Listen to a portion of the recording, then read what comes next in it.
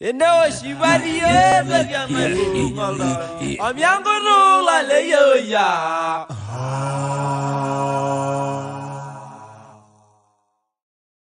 Dear friends and esteemed guests, we want to welcome you here. We thank all of you for being here with us today, both in person and those of you watching live from around the world.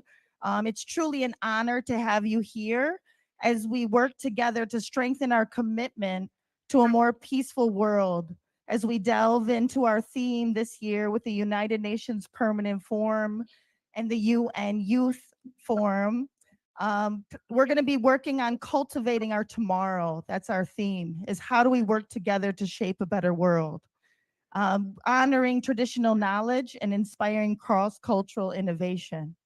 We're going to start with a prayer. We're truly honored to have Jacob here all the way from Kenya and Stan Rodriguez from the Kumeyaay from San Diego. And they're going to start with a prayer.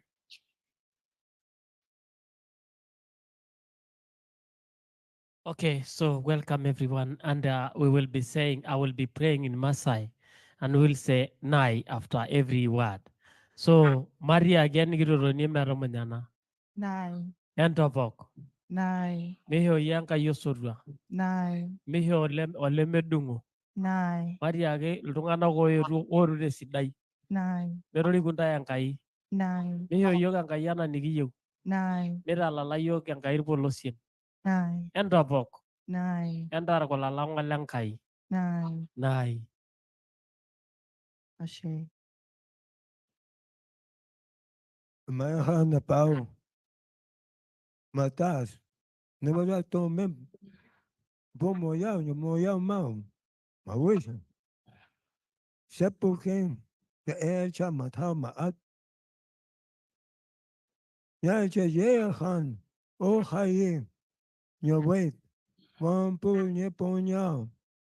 Ipat. Enya. O haye. Nikatosh enya kawa kiwe. Wayupi. Nyapoma kanap. Nawala nye kushu mayo. Nawala nye koyo. Astikem. O Hayim, creator of all, you are known by many names. Your breath brings life to the universe. All that we know and we do not know has come from you. We give thanks for this day of life. We ask that you bless all who have come from the four directions to hear, to listen, to learn, and to grow. As we put these seeds of knowledge together, we invite all to come and take seeds home to their land so that we all grow together. Our hearts are very grateful with life. Thank you. As we start this program, I just want to share the importance of being here at the UN with the Indigenous and with the youth. This is coinciding with the United Nations Indigenous Permanent Forum and also the UN Youth Forum for ECOSOC. Most of us have traveled far and been working together for multiple years. These students have been working with Indigenous leaders to learn Indigenous knowledge over the past 2 years through our youth program. We're truly honored that My Chosen Vessels is celebrating 15 years this year. That 15th anniversary. In which together we brought clean water to over 75,000 Maasai people. We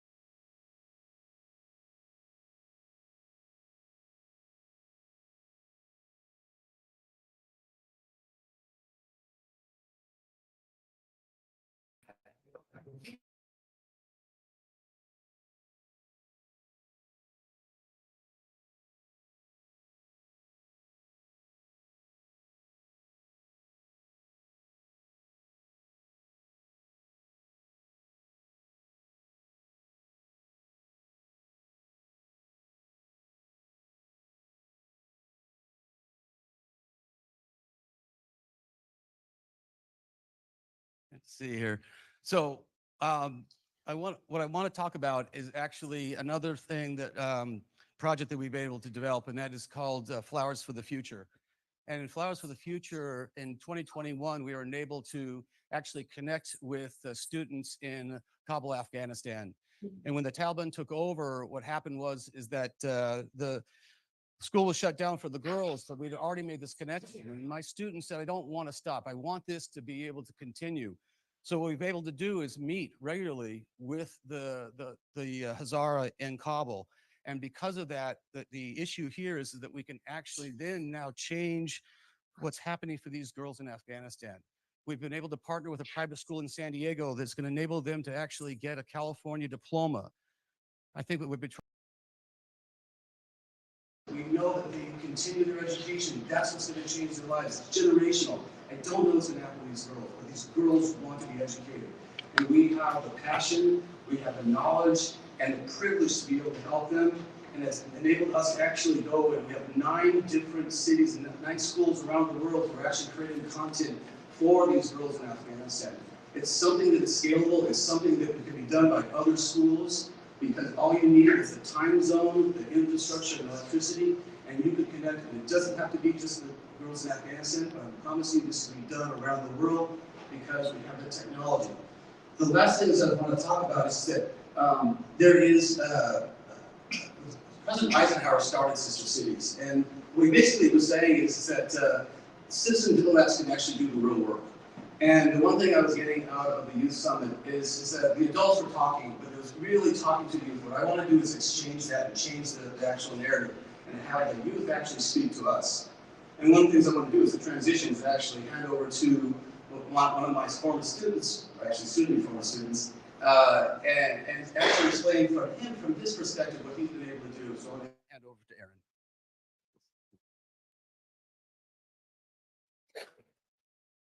Thank you, Mr. Stuyven, for those kind words of introduction. And yes, it's really, for me, I have 2 months left of being Mr. Stuyven's student, but I know that I will be a forever learner of the lessons he has provided me over the past 2.5 years.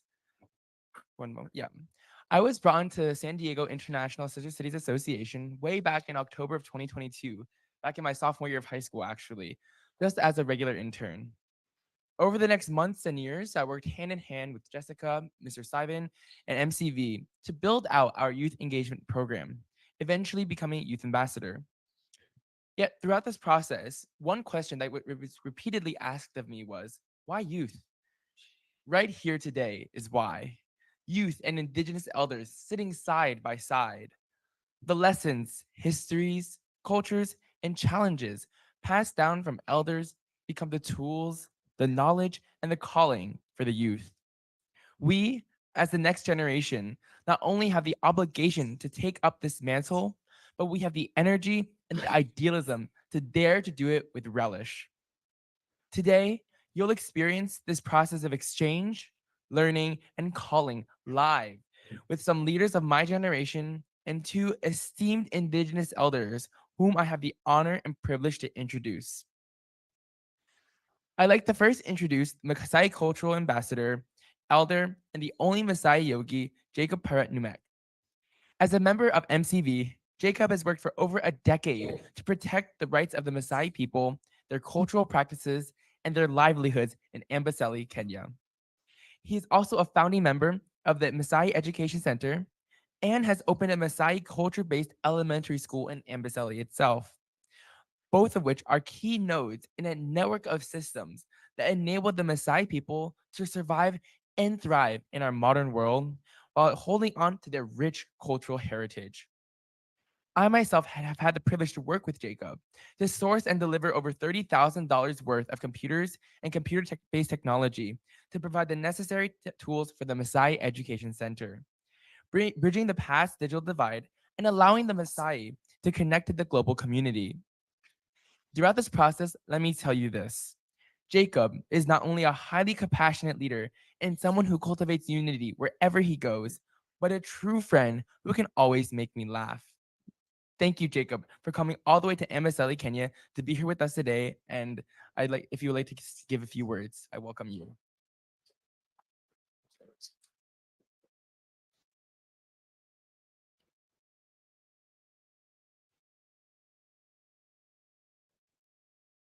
Thank you, everyone. My name is Jacob Parit Nomek. I'm from Kenya. I'm a Maasai by tribe, and I'm proud to be a Maasai. Welcome.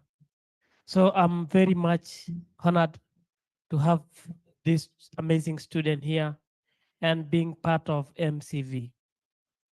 I come along MCV through yoga when I'm a yoga instructor, and I come along my sister Jessica. He was doing an amazing thing in Maasai land, like try to document our culture, to preserve our culture for other generation to come. Then we just have a discussion, and I've seen that is a lady of future that wants to empower the community by preserving their culture and help them in ways. And I agree, join her with her and help her in the way that I was needed to help. So Jessica come up with an idea of drilling wells. That's MCV. If I say Jessica, that's MCV. Come up with an idea of drilling wells to the Maasai community. This is why, because in Maasai culture, 99% of work is done by women, and they go like 10 kilometers to Hayward and to bring water and come and work for things at their home. So Jessica MCV come generously and try to avoid that. So he make like several wells in around my Kajiado County to make sure that women are in a very good condition of not being used like slaves, but being taken take responsibilities of their families. And also the young youth. The youth are not like the leaders of tomorrow. They are already leaders. So we actually use this, the coordination we have with Sister City in San Diego, and try to empower our people by making the cultural center, and also the cultural center, the Maasai houses, in a modern way that our women are proud of seeing these houses. And it is where they are going to make their beadworks and stuff like that to empower their communities with. And also in my culture, we try to, we are conservationists by nature. We live with our animal, elephant, lion, and we know their movement, so they don't bother us, and we also don't bother them.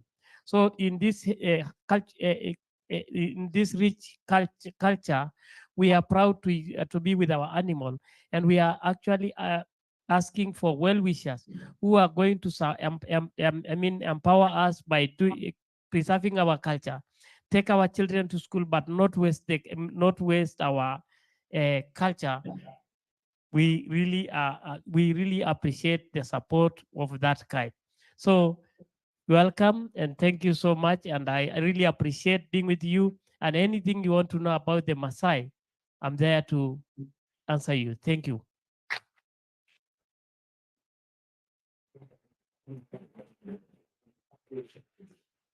Thank you so much, Jacob. I'm also honored to introduce one of the Kumeyaay people's most effective and visionary leaders, Dr. Stanley Rodriguez. Dr. Rodriguez, or as we affectionately call him, Stan, is the other co-chair of the Maasai Kumeyaay Sister City Society. He is one of the founders and president of the Kumeyaay Community College, at which he is a language instructor, working diligently to preserve the Kumeyaay language which his elders have taught him. He was appointed by California Governor Gavin Newsom to the California Native American Heritage Commission. He's a council member of the Santa Isabel Indian Reservation. He has served in the Navy and is an instructor at California State University.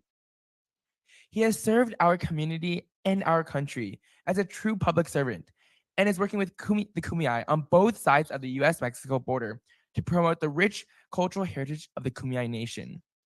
It is in this work that I first had the honor to meet Stan at the 2022 US-Mexico Mayors Community Summit, where it was my first foray into the advocacy world. And let me tell you that his words on the opening night were simply electric. I thank him from the bottom of my heart for coming all the way from San Diego to be here with us today. Thank you, Stan.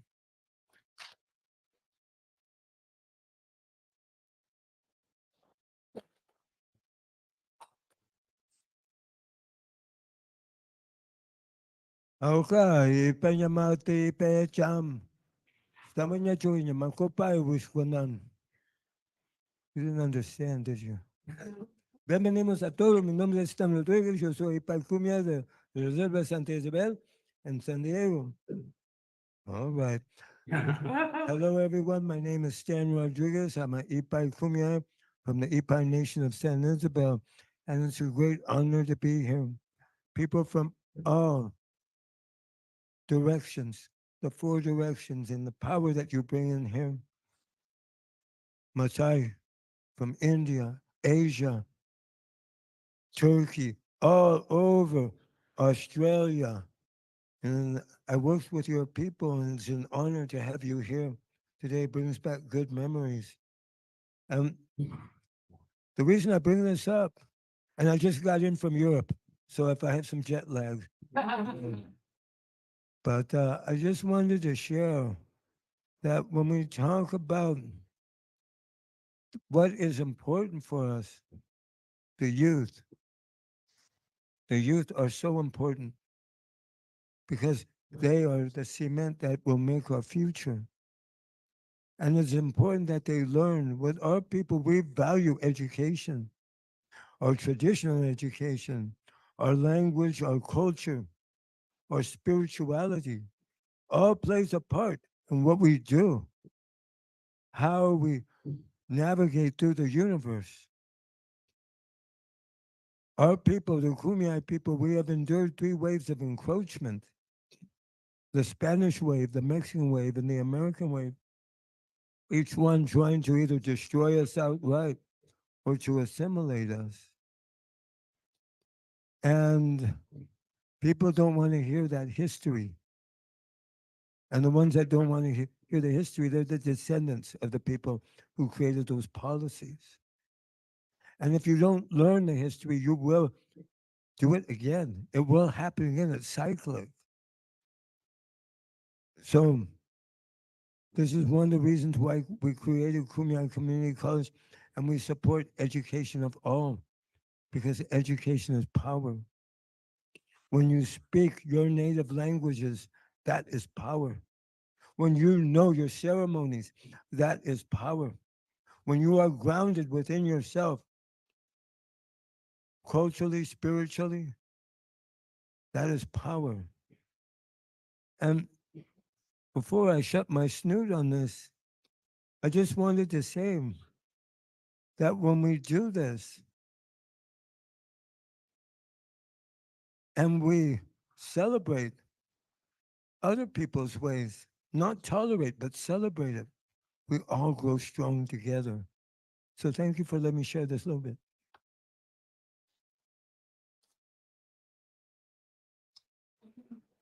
Thank you so much, Stan. And I have no words. So without further ado, let this dialogue commence.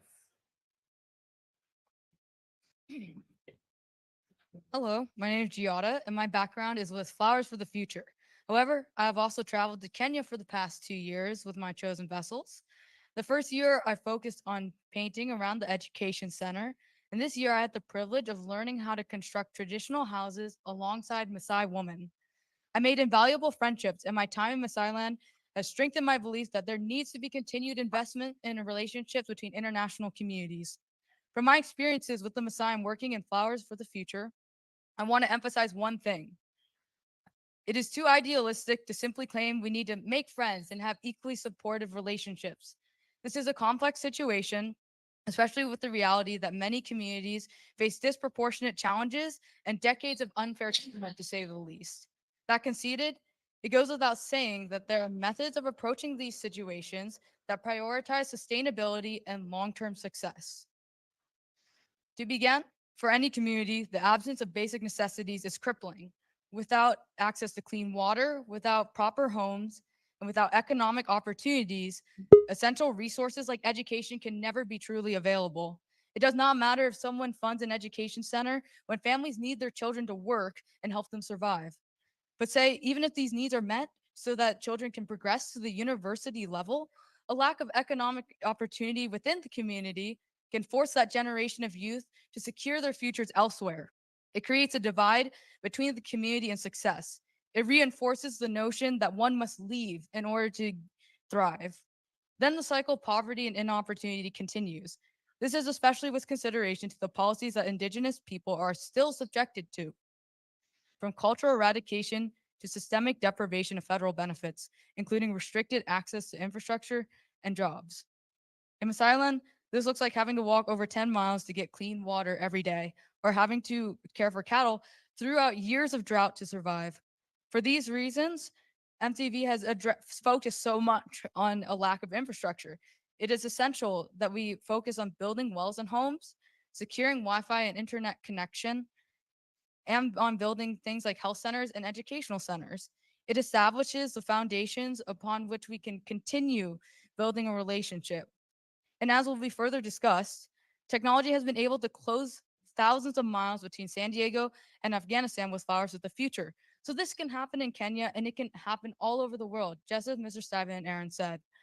There are millions of youth who want to connect and learn from one another. And that is why, for example, youth forums like ECOSOC, which is happening as I speak, are going on. Yes, there are issues, but I want to share one thing that a delegate said at a panel.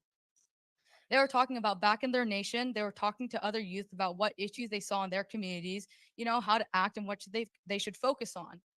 And they said, without knowing anything about the SDGs, the Sustainable Development Goals, they stated many of them in areas of focus. That is because they're not UN specific goals. It's obvious that they're basic humanistic principles. And this is proof that the youth have recognized this for a long time and are determined to focus on fixing these issues. Um, and here, everyone here on this panel have proven these friendships are possible. So for those who can, this journey starts with putting in the work to lay down the literal foundations that allow these relationships to happen. Now, I want to ask Stan a question because I've just emphasized the potential of long distance relationships and also the role of technology in them. But we should also balance this with the relationships we have with our own local communities. So, Stan, I want to ask you, how have new technologies elevated the Kumeyaay Community College that you funded? And how has it helped your overall community's access to education? Well, that's a really good question. The Kumeyaay Nation, San Diego has more reservations than any other county in the country. We have 18 reservations, and they're all up in the mountains. And there's another 6 ejidos indígenas, or Kumeyaay reservations in Baja California, Mexico. So when we created Kumeyaay Community College, we created it in order to decolonize our people, to teach a pedagogic system that supports language, culture, and our traditions. So how are we going to accomplish this when we're spread out throughout the county and on 2 different countries? So one of the things that we created was smart boards in each community, satellite institutions where we can teach in one place and project onto the other communities. As you notice, I speak Spanish too. It helps because the Kumeyaay in Baja, they speak Kumeyaay and Spanish. So it becomes very important in order to do this. That international border that was created, it is, it is a great obstacle to the reunification of the Kumeyaay people. However, that does not stop us. And, the vibrancy of a culture, a language, the people is measured not just by the adults, but it's measured by the children. Are the children learning your language? Are you practicing your culture? Do you know your history? And this is something that has been a problem for us with the boarding schools. In Australia, you had the mission schools. You have your boarding schools in Kenya, and and in Baja they come the escuela bilingües or bilingual schools, which are not bilingual. So in order to address that, because what that has done, those has been vehicles of assimilation. Less and less and less of our people are speaking our language and learning our culture. So we need to change that around. And this is where education is so important. This is where supporting that education is so important. Thank you.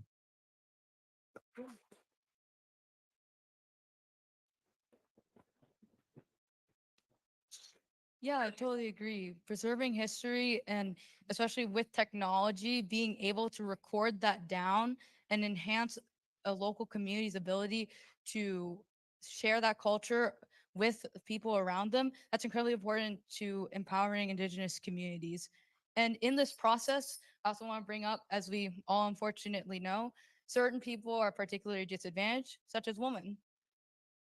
Sorry, you have more to say on that? Yes, I do. Thank you, Giada, and thank you, Stan.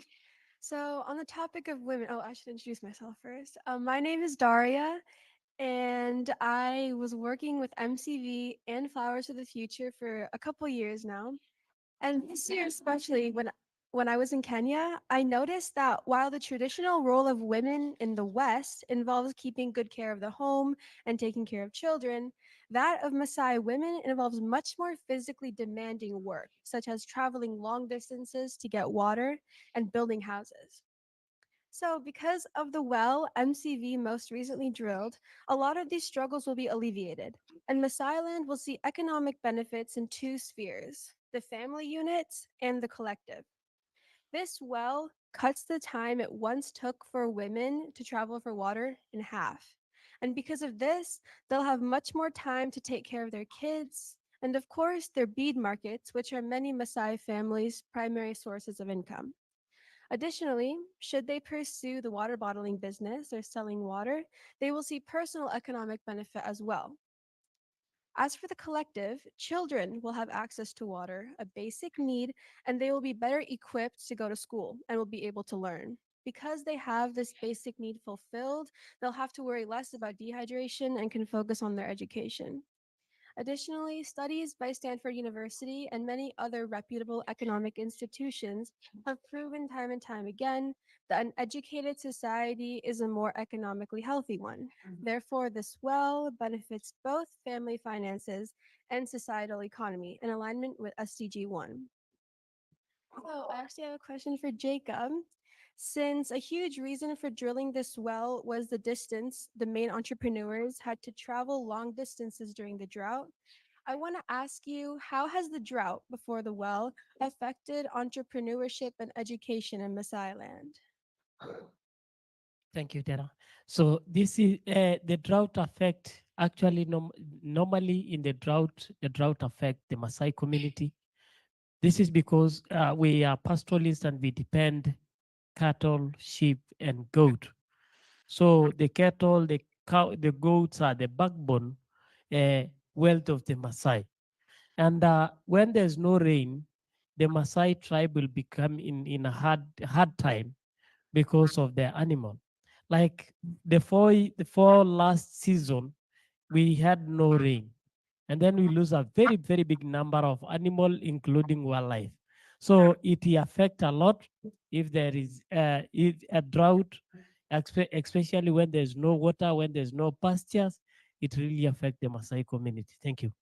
Thank you, Jacob. And may I ask a follow-up question? Yes. You mentioned cattle.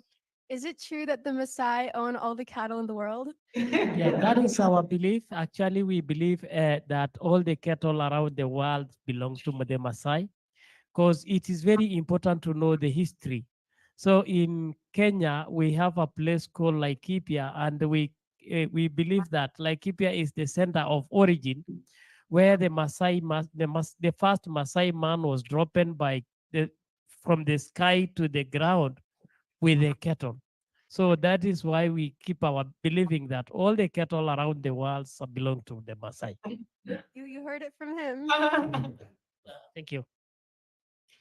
Hello, everyone. My name is Toprak Guven, and I've been with My Chosen Vessels for 2 years now, and I was given the opportunity to help the Maasai tribe. So, through my experience with the Maasai, I observed and learned that they keep peaceful relationships in all aspects and regions of their tribe, and they're able to do so with set upon agreements and traditions that have worked for them for long lasting periods. Also, as there's an increase in conflict based civilian deaths and homicides around the world, we should all recognize that keeping a peaceful society is key to reducing these conflict rates. This also aligns with SDG number 16. So, moving on, I also want to give some specific examples of how the Maasai really do keep peace. So, from what I've observed, if there is a conflict between two families in the Maasai, one family gives a share of their cattle to the other. And the amount of cattle depends on how severe they think the conflict is. Now, you may think this is a sort of fine or payment like in Western society, but no, the cattle actually serve as spiritual symbols for the Maasai and are very sacred to them, and it serves as an act of forgiveness. Next, I also saw that the Maasai keep great peace of mind. I saw this through when the Maasai youth were going through times of instability and stress. They were advised to go and sit under a tree with one of the elders and reflect on their situation and gain advice from the elders on how they can address these changes. I also observed that the Maasai keep excellent peace with their environment. I saw that they never cut down any trees or kill any plants and provide peaceful grazing land for their cattle. Moving on, I want to touch on the topic of technology. And we had the chance to provide the Maasai with virtual reality sets. And with these virtual reality sets, the Maasai can document all of their ceremonies for all the people around the world to watch. And also, documenting these ceremonies preserves our culture for future generations to come. To conclude, as the world is going through a period of mass globalization, we should all respect and try to understand indigenous morals and ideals, not only to preserve it, but to see how these traditional peace practices can be implemented on a long-term scale and to see how these small steps can really add to the great goal of achieving peace at a global level. Now, I have a question for Mr. Stan.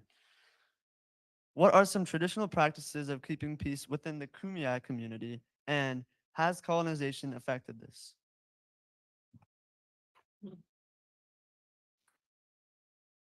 Prior to encroachment, we have a way of keeping harmony within our community. Now, um, misunderstandings happen. This is part of being a human being. People may not agree on the same thing. So we have a lot of people call them a chief, but they weren't a chief. They were a servant of the people. They were a peacemaker. And they would come in and they would say, you have an issue with this person. Your family has an issue with this family. We're all part of the same community. Let's sit down and work this out so we can continue to move through and we're strong. What is it that you need and what is it that you need? And how can we find the balance where everybody leaves this and everybody feels that they've been heard and everybody takes something with this? You don't see that done today.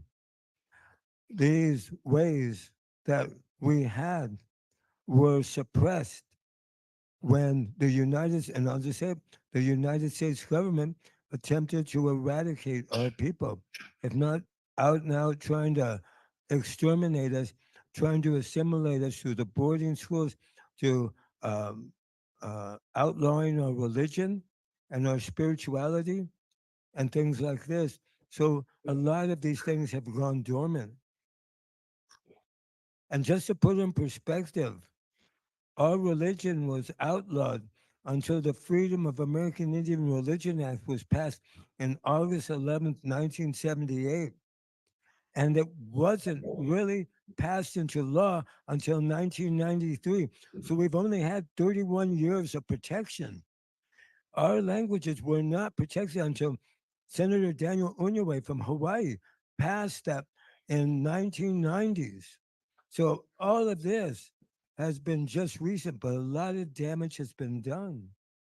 And the thing that I just want to say about this is there is so much value that can be shared with all people on how we can deal with each other, how we can approach each other. And I think these things, it would be a benefit to all of humanity to revive these and to learn from each other.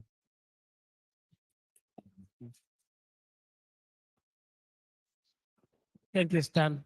And to add to that, because I realized that their community is just pretty much near to our community, as the technology is introduced, the humanity among human lost. This is because when you are sitting in the house, like all of you, everyone is just looking at his phone. So you don't have direct contact to the human that you are with. So that's happened a lot. So to avoid this is to try to bring connection of humanity, love each other, share what you have. Because if we rely on this technology like too much, it's gonna kill us. Because it's happening into the, let's say, modern world, like where we are now, that you live in the house and you don't know who is living in next stairs. And that's too bad. So thank you.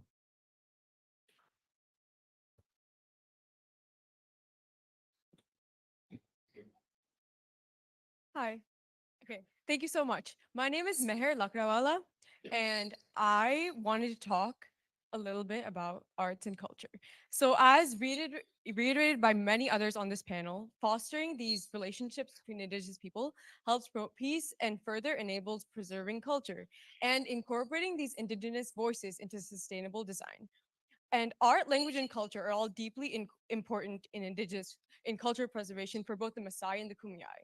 And there's many parallels between this. So for Maasai, the beadwork is integral to their cultural identity, and in parallel to this, Kumeyaay basketry is an art form that has been preserved throughout their culture as a matter of great reverence.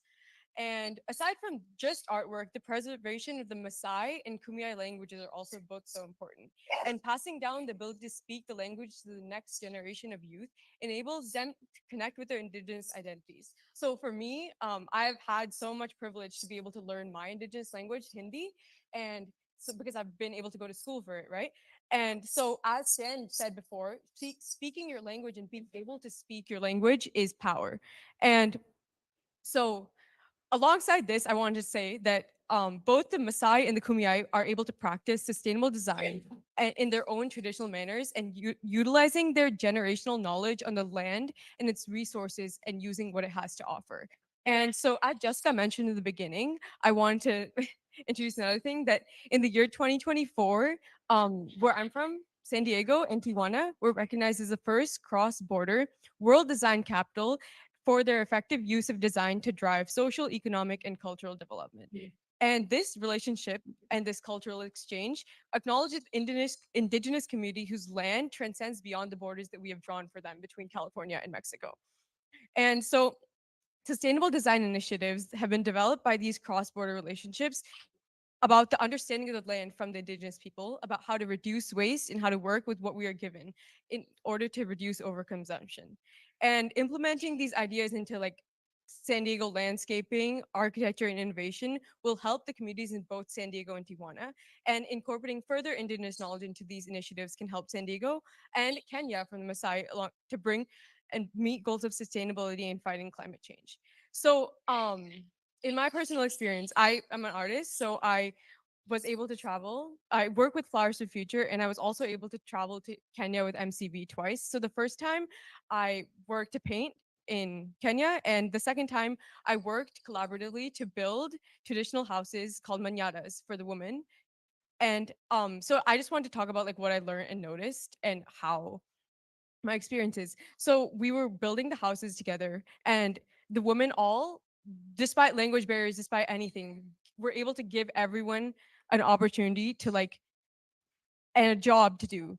And everyone was able to work together and they wasted none of the materials they used. And they worked with all like natural materials from the land in their traditional way. And I really noticed that building these houses was a communal effort, with everyone being given a role to participate and make this task easier. And this collaborative spirit and commitment to sustainable design that are inherently practiced by all these Maasai and other indigenous people needs to be received and understood in order to progress towards building stronger global institutions and working with, not against the land and the environment to develop sustainable design. And so I've had this wonderful opportunity to be on the panel and learn, and I want to ask a question to Stan. And I want to go back to reiterate the importance of language preservation for the future. I want to ask you about the work you do to preserve Kumeyaay culture for the next generation in your language classes at the Kumeyaay Community College. And how is the way you teach the Kumeyaay language to the next generation of youth important? And how does the way you teach language impact the youth in the future?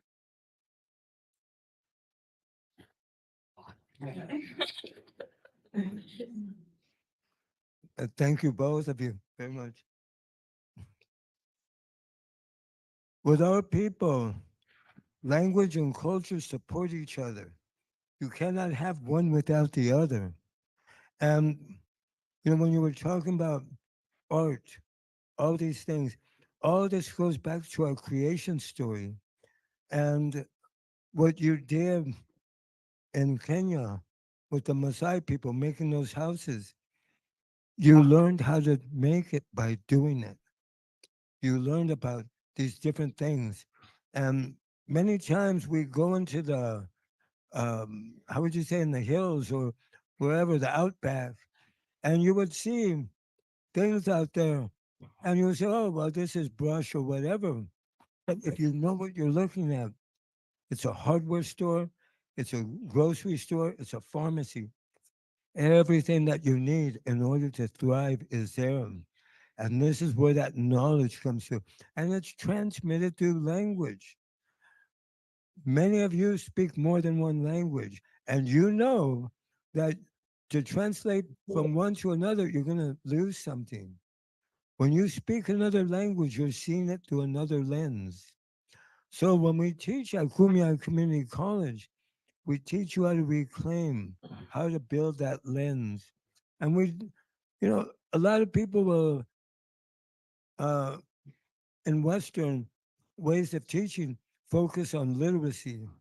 We focus on fluency and how to be able to use the language in conversation without notes, without anything else, and with time for 1 hour. Being able to develop, because if you can speak for 1 hour, you can speak for 2, you can speak for 5, you can speak for 10. The problem with this, though, is sustaining it with the students.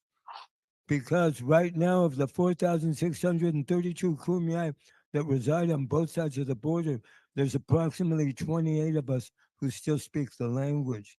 Under the UNESCO 9 factors of language vitality and endangerment, 5 being stable, 0 being extinct, the Kumeyaay language is listed as a 1, critically endangered. So the boarding schools that have negatively impacted our people, we need to do something radical. We need to immerse them. And it's very difficult if you're in New York and I'm in San Diego and you're a speaker and I'm a speaker, for us to have time to use the language and for them to learn, they need to hear that dialogue. So this is where technology can come in and just really getting radical and pulling people in. And you know what? For 1 month, you can stay with us. So these are some of the things that we do.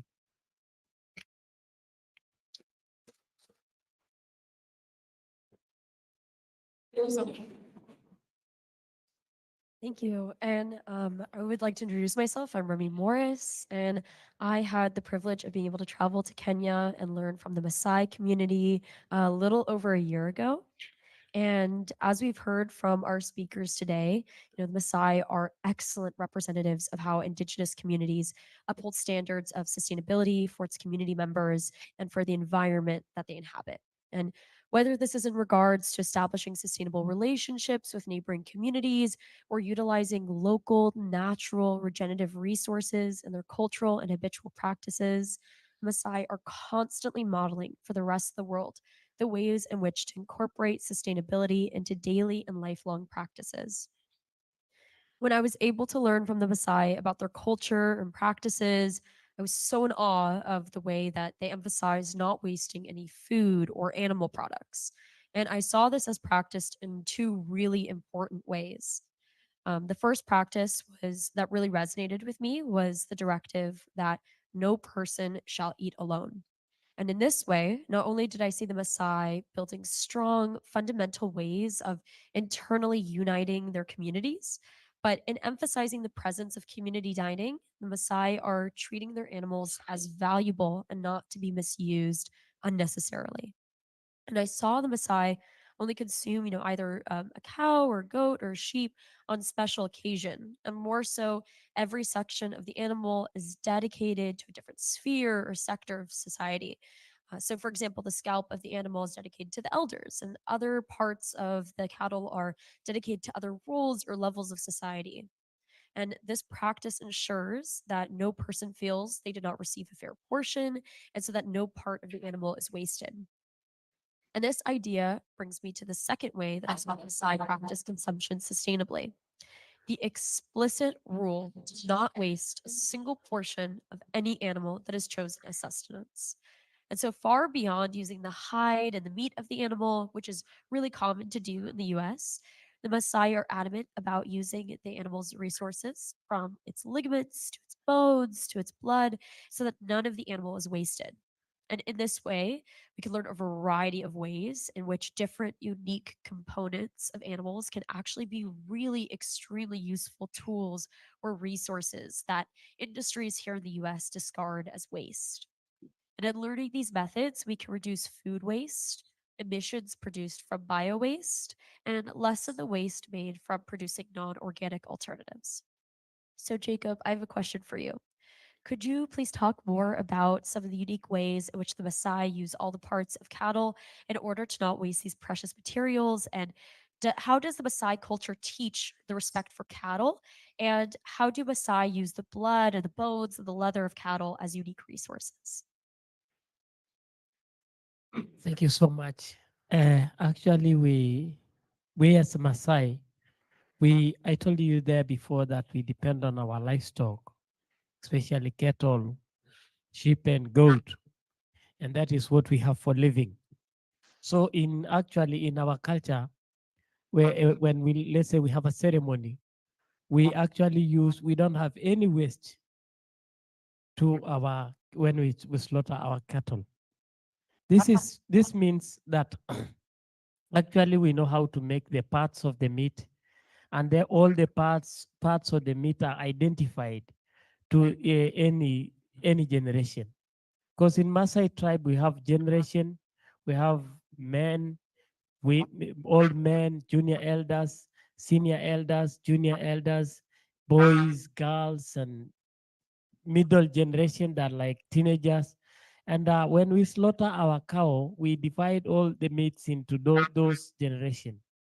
Like for example, if I give you a short brief about the cattle, when we slaughter the cow, the skin is what we use like our mattress.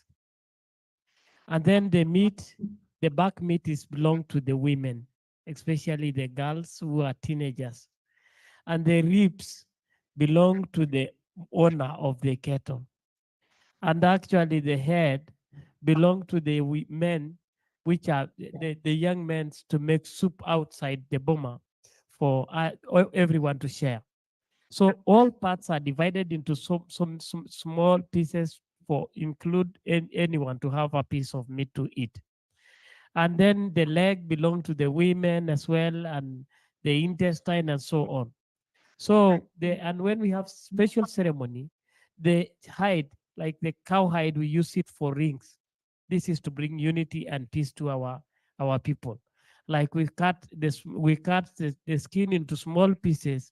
Then the elders will bless with milk and honey, and then we use it as our ring to bring unity, peace, and to make a better future for our life. So that is why we actually like our animals and we depend on them. And because we believe that When a baby is born, when her mother stop, like not breasting, the first food he will get is from the cow. This is milk. Because you cannot feed a child like ugali or something hard like that. So you need to feed with milk. So thank you so much. And that is all about our kettle. Thank you.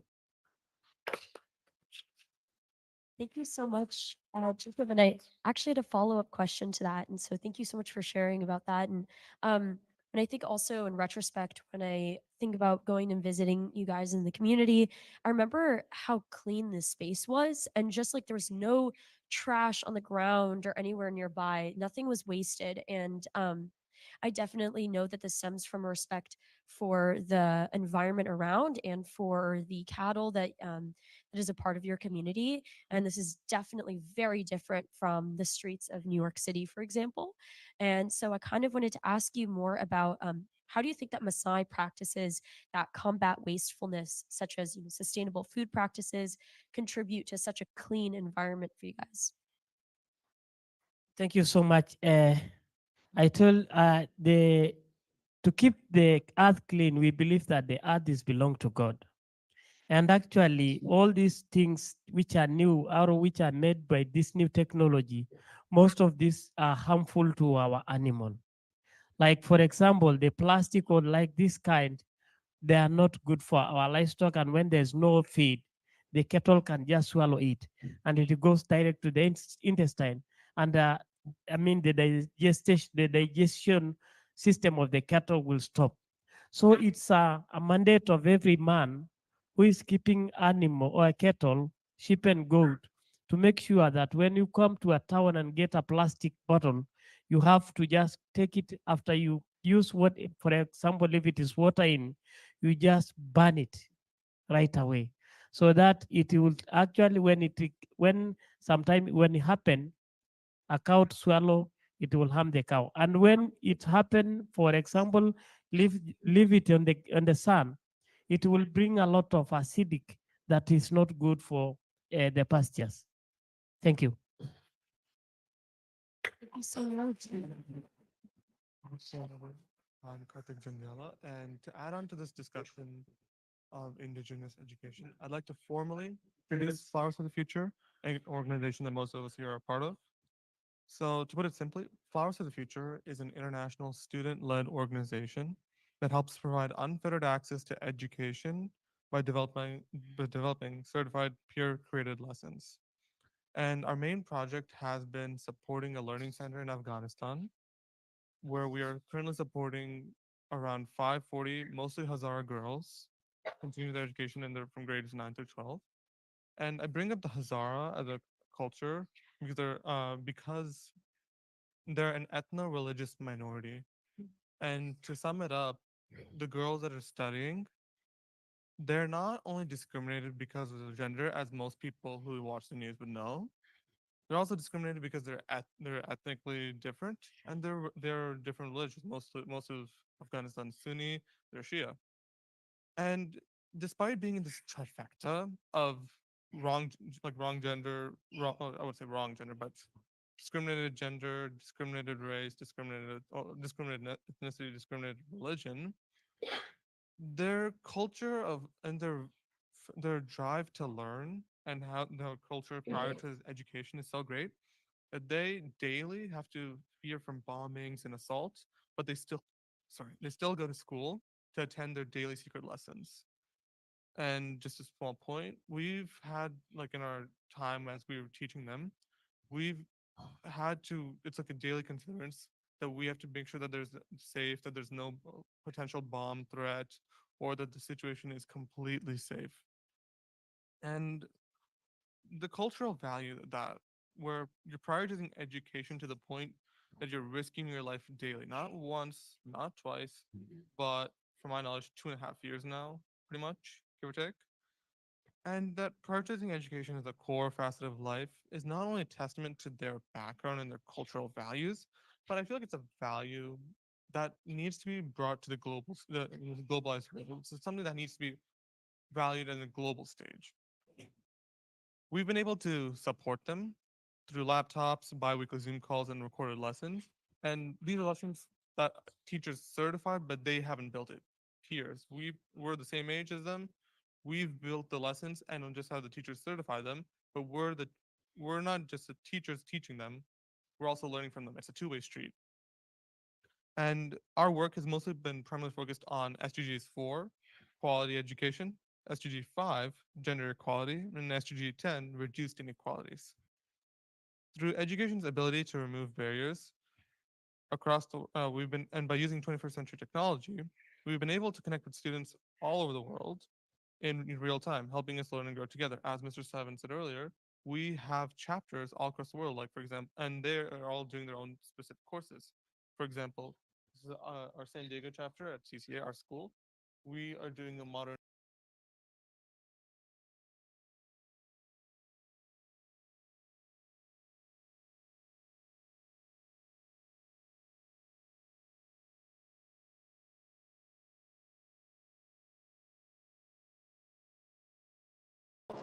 but it's just that they don't have access to technology, but to the equipment.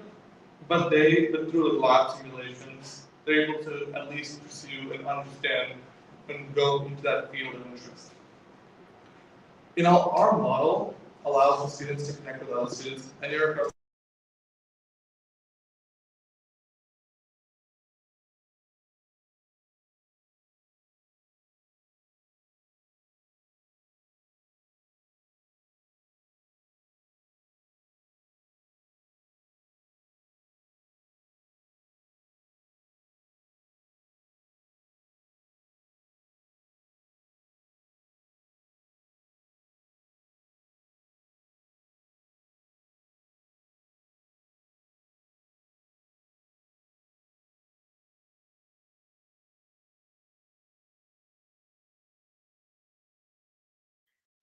by willing to learn, reconnect with our roots, but we can learn lessons to live more harmoniously with the earth and in society. And my question to Stan would be, what is one Kumeyaay tradition that highlights the cultural value of education?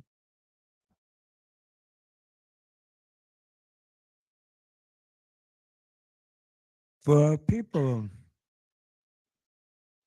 education is important for us. We learn through doing. An example would be to become a singer. And there's 22 different song cycles with hundreds of songs in each song cycle.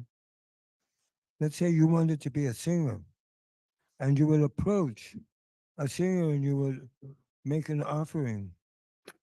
Well, that rattle, you would become married to it. That would be your spouse. That would come before anything because you're married to the religion. You can have a physical spouse, but you must be faithful to this. In other words, if there's a wake all night, you need to come and sing. You need to do these things. So it's not done to, all right, you will sit there and learn, stay up all night going through the songs. It takes years and years to learn. And as you continue to grow, as you continue to learn, you learn what each song means and how it's put. So the way the teachers would do, as you continued, the teacher may say, sing with you, and now stop singing to see if you can carry it yourself. And there'll be tests like that. And then one day, the singer may say, these people from over here in San Diego, San Marcos, they need some singers over there. I don't feel too good. I'm going to need for you to go. And what that is, that's your graduation. That is your test. And as you do that, your next responsibility is to bring an apprentice for yourself. So that's how we do it. We teach by doing. And this is so important. This is how we transmit knowledge. And again, this goes back to Kumeyaay Community College, how we teach. It's not theory, it's practical application.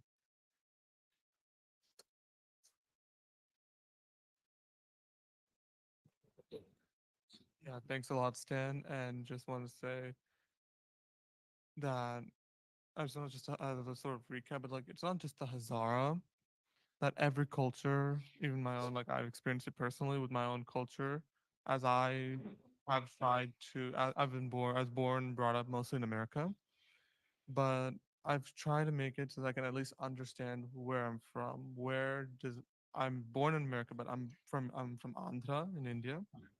I always try to learn what were what were my ancestors like, not just like what they did, but how was what were do they prioritize?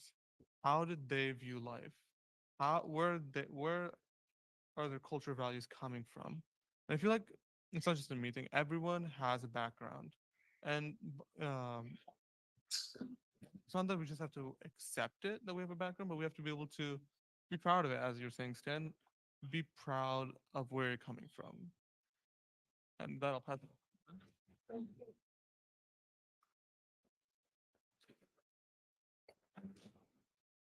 Hi, my name is Devin Goyle, and first, I want to thank everyone for their time today.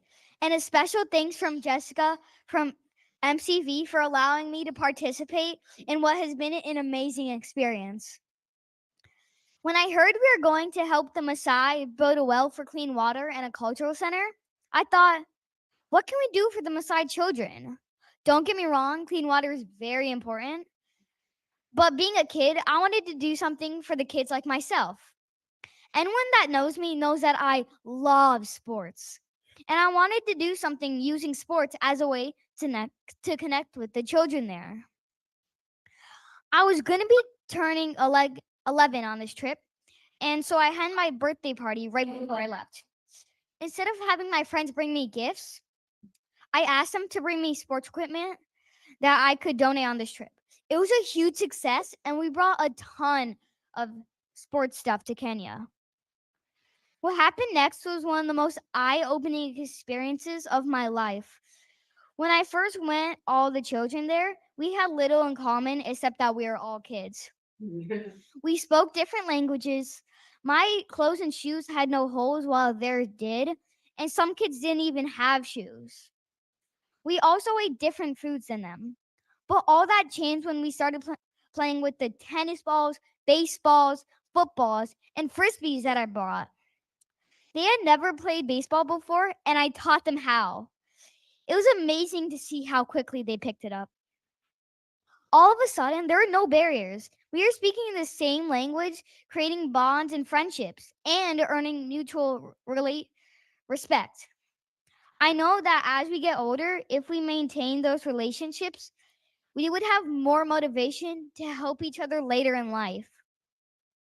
So, Jacob, my question to you is, do you think my experience was really unique?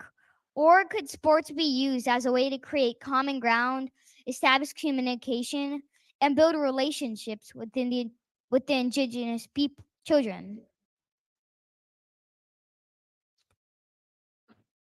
Thank you so much. The experience is not unique because actually the connection is from the heart. And even to understand each other, it doesn't matter, even if you don't speak the language. The connection that they made, they are very innocent. They are all children, and they speak different languages, as what he said, but they get to understand each other, and they make they transform the change between English speaking and Maasai speaking, because they all run together, make a very good football team. And then in the end of the day, we end up looking after him. He get lost and look after the animal. That makes that when we become like that, like you are free to wherever you go, it doesn't matter where you are. This means that we are all one under the moon. Thank you.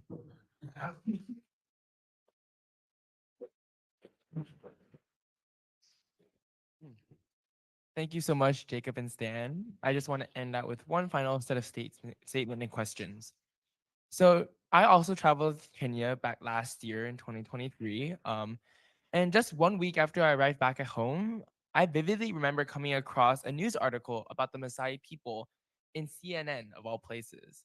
The article talked about an incident of Maasai lion hunting, which is in the West a very controversial cultural practice.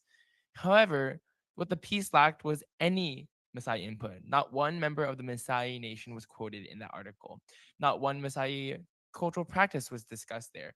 And every single person expert that was cited was from the West. I looked into it. I remember very clearly that of the 6 people that were cited in the article, 5 of them were researchers at NYU. Right. So, and who had never been to Kenya, who had never actually been and spoken with the Maasai themselves. This is just one example of how Indigenous representation in the media has been contentious and lacking of Indigenous voices themselves. It's also why one of the most potent powers of technology is its ability to directly connect Indigenous nations to the media, providing them with the space to directly communicate to a wider global audience. So that's why I want to understand, Jacob and Stan, for your respective peoples, what about your nation, their experiences, and their histories would you like the media to highlight?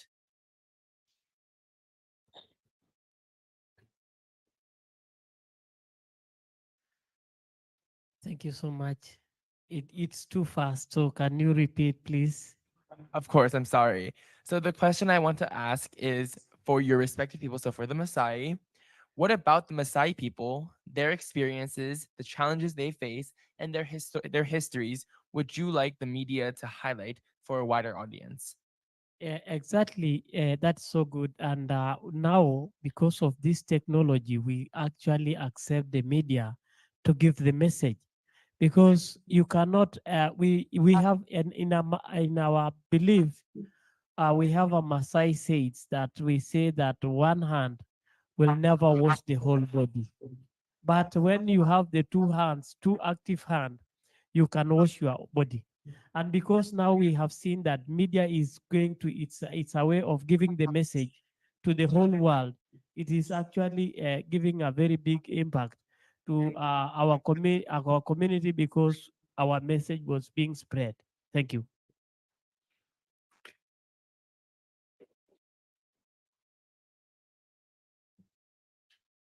For me, I just wanted to say that many times they refer to us as Native people in the past tense. We used to do this. We used to do that. We used to do these things. Yeah, I used to do it last year. I'm going to do it again this year. And I'll do it again next year. We are a people of the past, the present, and the future. And a comment was made about the role of women. You know, we have our ways. And I was raised by my grandparents, and my grandfather had to work. So who was going to teach me how to be a man? It was my grandmother. She took me out and showed me how to hunt, how to fish, how to butcher, how to do all these things. My grandmother, a very kind, loving person, and tough as nails. And this one basket making is a woman's work. But I have a daughter, and her mother did not know how to make baskets. So I asked the women if they would teach me how so I could teach my daughter. They did, and I did. The point I'm making is yes, we have our ways, but when we're flexible, when we learn from each other, we become strong. And to think that people are erased, we won't find out something different. So thank you very much.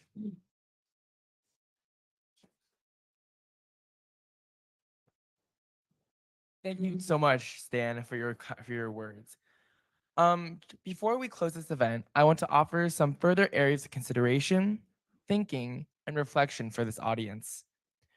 What we've heard and seen today is a series of thought-provoking questions and answers that approach the current status and future vision of Indigenous nations and Indigenous peoples from various perspectives. Ultimately, we must remember what is at stake here. From climate change to systemic poverty to rising global conflict, Indigenous people play a key role in being part of the solution. Our United Nations Sustainable Development Goals are dependent on Indigenous nations and Indigenous people to translate them into a reality. So as we depart, let us all consider new, novel, and innovative ways to include Indigenous knowledge, Indigenous histories, and Indigenous people in making this planet a more sustainable, equitable, and safer place. Thank you.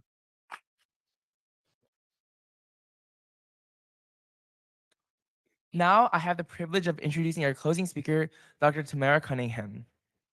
For the past 20 years, Dr. Tamara Cunningham has been a transformational and inclusive leader in higher education with a special focus on strategic internationalization over the last decade. In her previous positions as the Associate Vice President for Global Initiatives and the Senior International Officer at New Jersey City University, she led the institution's first strategic internationalization plan and oversaw an increase in international student enrollments. A staunch advocate for diversity, equity, and inclusion efforts, or DEI, Cunningham was the co-lead for the American Council on Education's Community of Practice Subcommittee on the intersections of internationalization and DEI. Her passion for access to a global education for historically marginalized populations led Cunningham's doctoral dissertation currently underway that examines access to study abroad for Black male students. Now, in her new role as the inaugural Assistant Vice Chancellor of Global Initiatives at University of California, San Diego, Cunningham will lead her team to develop and implement the university's strategic internationalization plan. The plan will focus on the strategic pillars outlined in the institution's Internationalization Lab report, which includes developing collaborative structures to unify the institution's international programs, empowering faculty and students to explore new modalities for international research and instruction, cultivating global learning for students, and building relationships and partnerships to further elevate UCSD's brand nationally and internationally. And I have to say, from the bottom of my heart, as a previous New Jerseyan and current San Diegan, your work is so honorable. And I have the great privilege of inviting Dr. Tamara Cunningham to the stage. Welcome, Dr. Cunningham.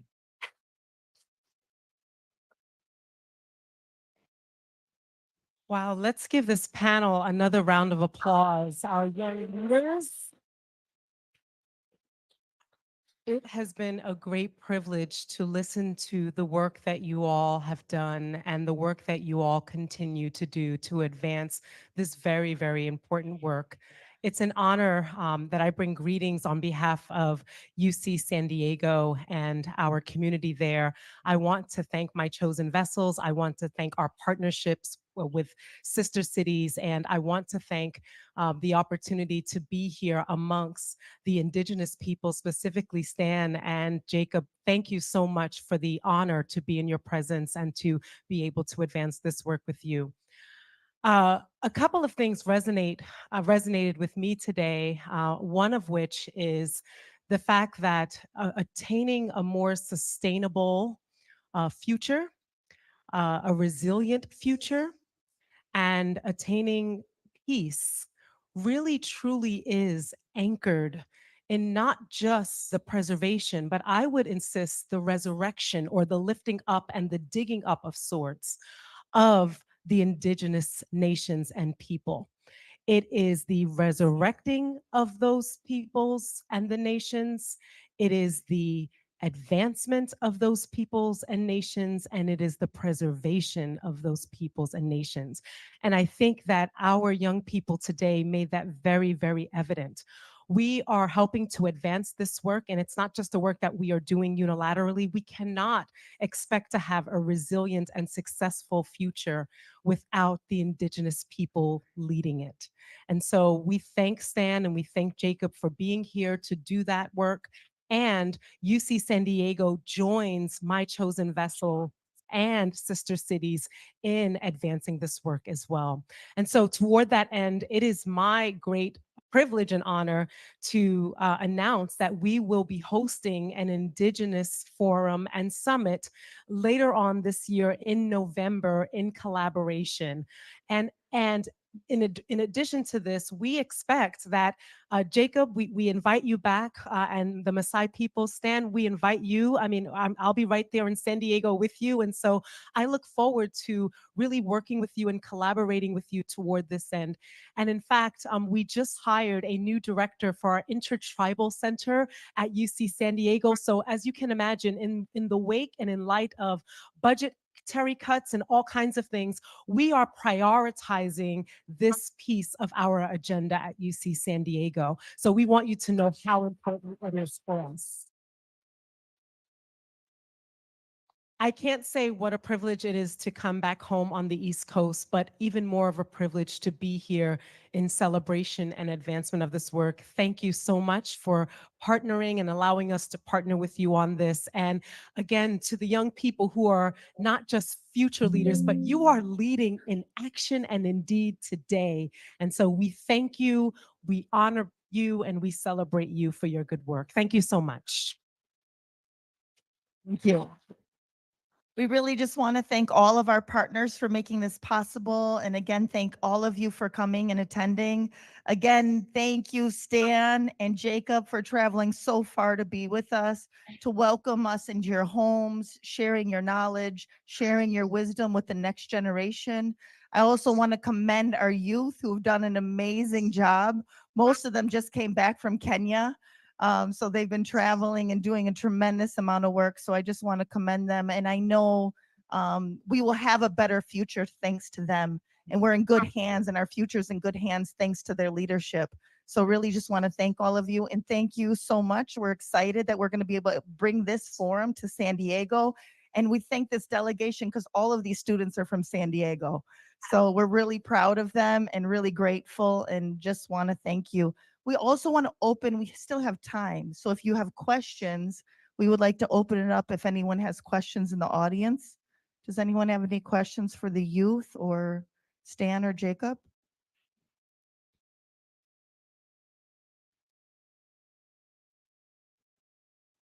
Thank you, Jessica. Thank you, students. Thank you, Stan. Thank you, Jacob. This has been an incredible presentation.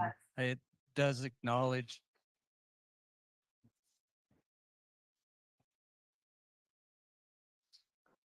combined effort of youth and indigenous, where our youth are learning from our elders.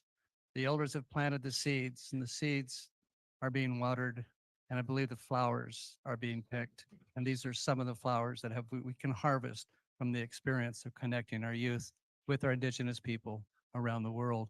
So this is one example about how we can connect people to people, community to community, and nation to nation here in this room at the United Nations. My question is, this is great. It's incredible. What's the next step? Where do we go from here? How do we build a better world? How do we work together? How do we acknowledge our youth in a meaningful way so they can participate in identifying the problems, coming up with the solutions, and implementing those so that we are coming together as a stronger community and building a much better future?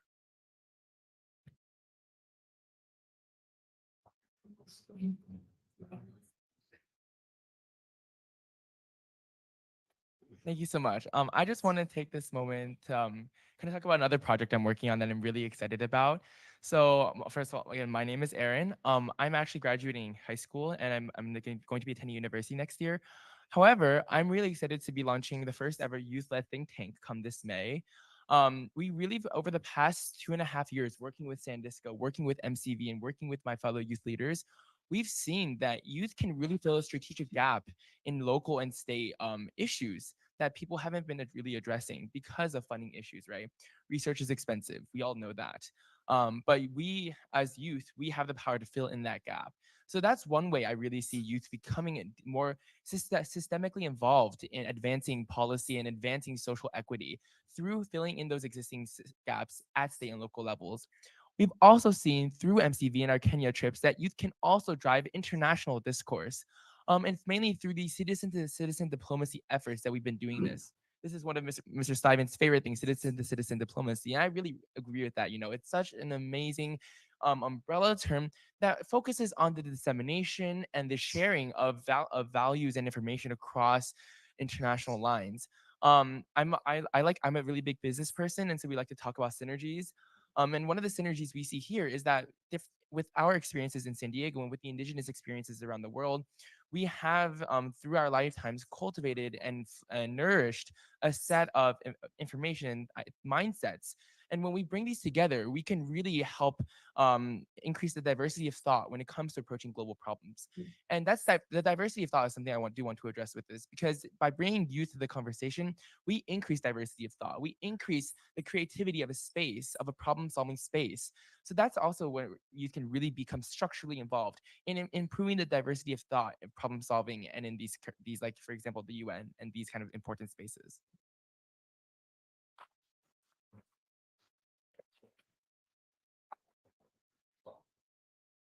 What I would like to say is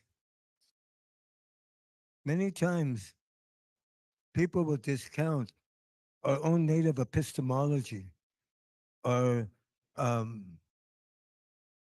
indigenous science, which has been acquired through thousands upon thousands upon thousands of years. Some examples in San Diego would be our fire science, where we will create a mosaic landscape and it created a healthy environment, or our water science, which will create riparian areas for all to benefit from. In Western thought, they look at nature as everything but humans. In Native way of looking at this, we are part of that narrative. I'm going to tell you a quick Stanley story. It's part of our creation story. The Creator made all the animals. Humans are animals too. So the Creator had one gift they were going to give to one of the animals. And that was the gift of critical thinking, deductive reasoning. Humans weren't the first ones they were going to pick. They were going to pick the grizzly bear. How many of you ever seen a grizzly bear in the zoo? Aren't they nice, cuddly, furry, like a big dog? Which ones you grab them by the snoot until you go in their digestive tract? Bad attitude. Didn't want to listen to anybody. How many of you ever known somebody who just doesn't listen? So then the Creator looks at the humans. You put me people, they bull. Absolutely, one. They were pitiful. They could only walk on two legs. They were slower than everybody else. They only had hair up here. They got cold easy. They got hot easy. What are we going to do with these people? So the Creator gave the gift of critical thinking to the humans. But with that gift, there's a responsibility, because we have that gift in order to help everything on this planet. Because in the end, our worst day on this planet will be better than our best day on Mars. And the way we look at the Earth is our mother. And our mother gives, but we need to give back.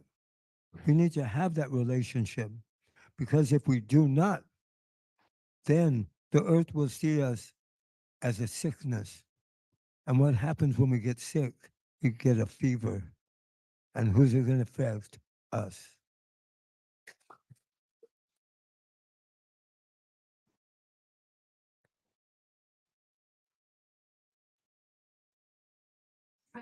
Is there another question? Yes, thank you, everyone. This was really, truly amazing, really, really wonderful. And there's so much power in what you've all been speaking about, with the enthusiasm of you, the youth, and the wisdom of you, Stan and Jacob. And I'm just curious, because I live in New York City and I work as a social worker here. There's so much disillusionment and dissatisfaction, and in youth particularly. How can we encourage, because you guys, so I'm so confident and have gained so much from this experience for yourselves, to kind of bring this process, this program to youth in cities all over the world, so that they can too benefit, so that it's about elevating indigenous communities, but also by doing so, helping the youth of today that are so lost in so many ways.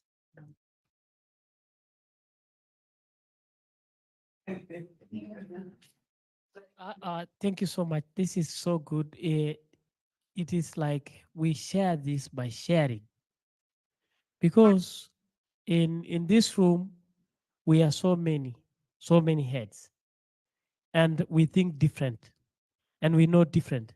So what you learn from me, take it as yours, and what I learn from you, I take it as mine. Let's share and work together. That's it.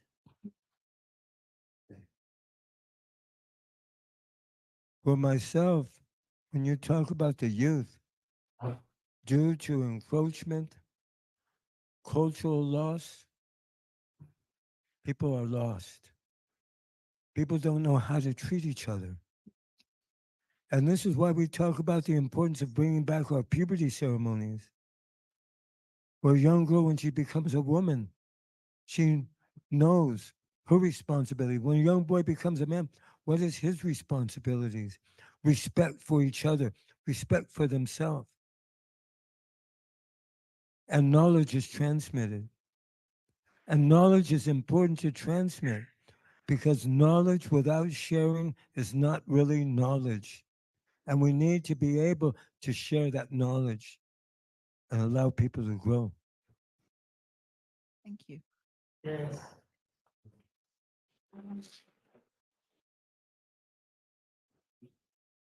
I just wanted to add, I think also by them going into nature and going into the environment and going into Kenya and going into rural areas, obviously they learn a lot from that, but also sitting at the feet of the elders and listening. Essentially, this is a dialogue between the elders and the youth. And that's something that we're missing in this society, where they have that in indigenous cultures, where they still listen to their youth. They're spending time with their youth through songs and ceremonies and rites of passage ceremonies. So that knowledge is kind of brought down. So I think they've learned tremendously by just listening to the elders and listening to indigenous knowledge, and that they get peace from that. You know, that peace is transcended down in that knowledge. So I just wanted to add that from my perspective. Does anyone else have another question or thought?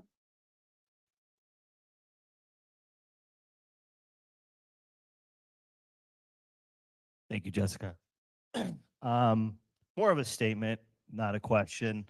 Want to echo that everything that the questions and comments from the audience is this has been amazing. You guys are amazing. The work you're doing is amazing. And what I want to say is that as you continue your journey, your personal journey through adulthood and life, things are going to happen, life's going to happen, priorities are going to change. So the question is, how do you not let the work and these efforts wane over time, right? How can you keep a spotlight on it? And so that's just what I want to leave you with as a comment is find a way to keep the conversation going, find a way to keep a light on the issues so that if it's not you, other people gain awareness and can think about it. And that's how change starts, is awareness. So just wanted to share that.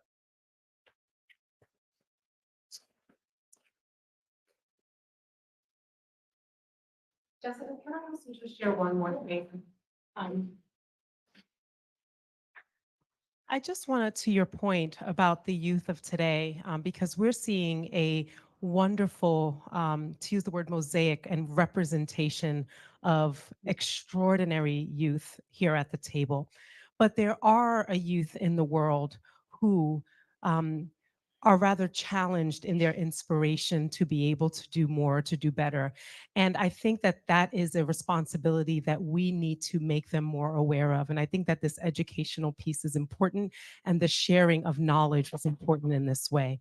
I think if we're thinking about a deliverable or something that we can do together to really enhance and to advance this work, is to really invest in our youth, either through My Chosen Vessels or through Sister Cities, so that we could scale this particular opportunity to other youth around the world.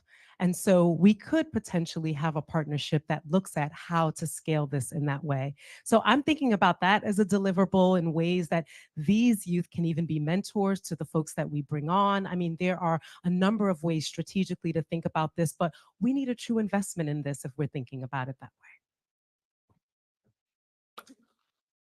And also to add on that, you can see that the experience that little boy went through, it was very touchy, very emotional, and very encouraging. So when you come out of your mask and go to the field, you learn by yourself. Thank you. Yeah, so I want to thank Rocky and acknowledge him and his son, Devin, and his wife for being here. They did go to Kenya with him, and I just kind of add to the comment and make this a conversation. So the conversation is going about how can we move this forward, and the idea is to take this as a model. What I saw here is that they had a common experience. Then they come back, reflect, share on that common experience with the youth, sitting with the elders and asking the questions coming from the youth point of view, from the wisdom that the elders bring. And we can then go and develop.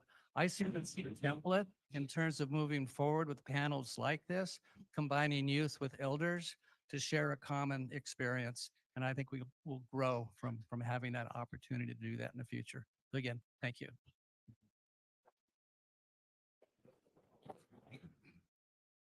I just wanted to add, we are in over 20 countries for San Diego Sister Cities. So there is opportunities, and this cultural immersion program is really what's opening, like he said, they're coming up with new problem solving ideas and thinking in new ways. And as they collaborate, they're able to expand their knowledge and come up with new ideas. And the youth really know what the future needs.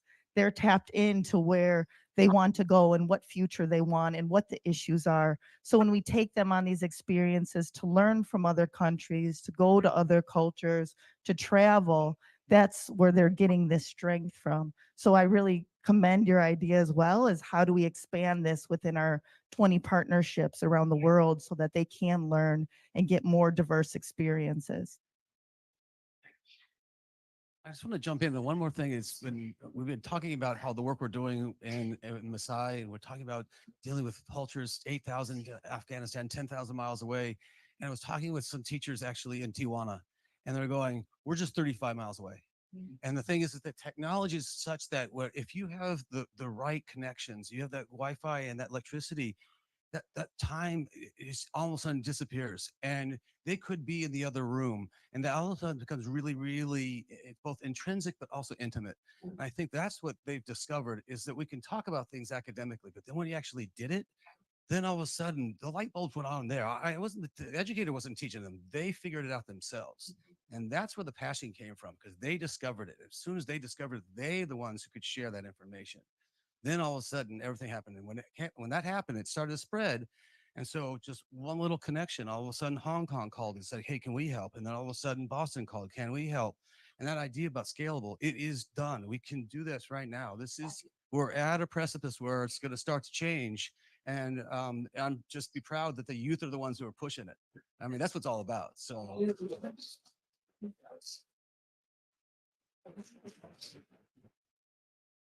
Does anyone else have any other comments? Okay, wonderful. Again, we just want to thank all of you for being here. And I think this really was a testament also of the power of technology and how we can connect our youth around the world. Again, I want to also commend the work they're doing. Girls in Afghanistan are now getting an education through technology where they wouldn't be able to go to school. So we are making a tremendous impact. The Maasai have water. They're building a water bottling facility so women can get jobs. So these youth are making a tremendous amount of difference. And again, if they can't travel, they still connect through technology. So it's amazing what we can do with our, with our network through Sister Cities and our 20 partnerships. So again, we want to thank you. We welcome all of your ideas and we would love to continue working together. So we'll be here for a little bit if you guys want to share. So again, thank you for this session. Thank you to the youth and thank you for all of our panelists. I'd just like to add one small comment. I'm also I'm a ECOSOC, we're part of the ECOSOC Youth Forum, and I went to forum meeting yesterday, And the Czechia diplomat said this one comment that really struck me and sort of comes at that point that Dr. Myers was saying about what next. His quote was like, "Be daring, be bold, and don't ask for your seat at the table." Right now, like as we've all said, and as we see in the general news cycle and all that, there are all these people, the big oil executives, if you're going for climate, or the government officials, if you want to talk about politics, or there are these higher up people that are making all the decisions. And I feel like now there's maybe a cultural shift, or maybe it's just a few people, and with the rapid rise of technology, there are more people learning about how other people of their age are doing these really crazy things. Like, for example, I'm in an organization that I just joined a few months ago, and now we're actually helping 150 Ugandan women entrepreneurs build their own credit history, to get financially included in the general system, because until then they didn't have like a source of identification. And without social media, without the general technological access that our youth have now, I doubt that would have ever even happened. And by the way, this was led by an 18-year-old. There's another 18-year-old that I'm working with. And it's that it's not weird, but us youth members, we're getting to that point where we're getting tired of asking. So I think we're going to start doing rallies, protests, building inventions, innovative solutions. If youth can't get it, we're going to do it.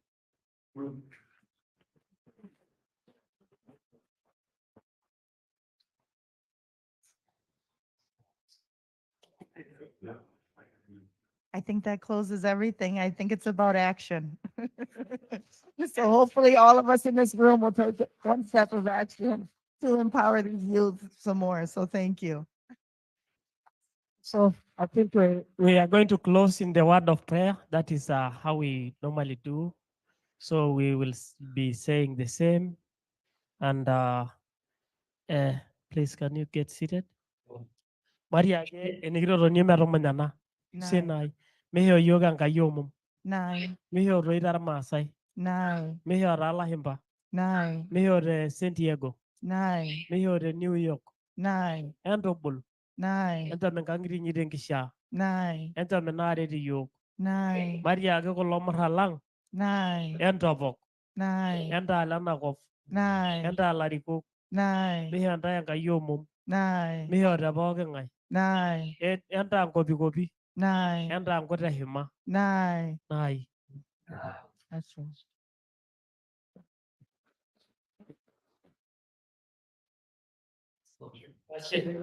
Ashe means thank you.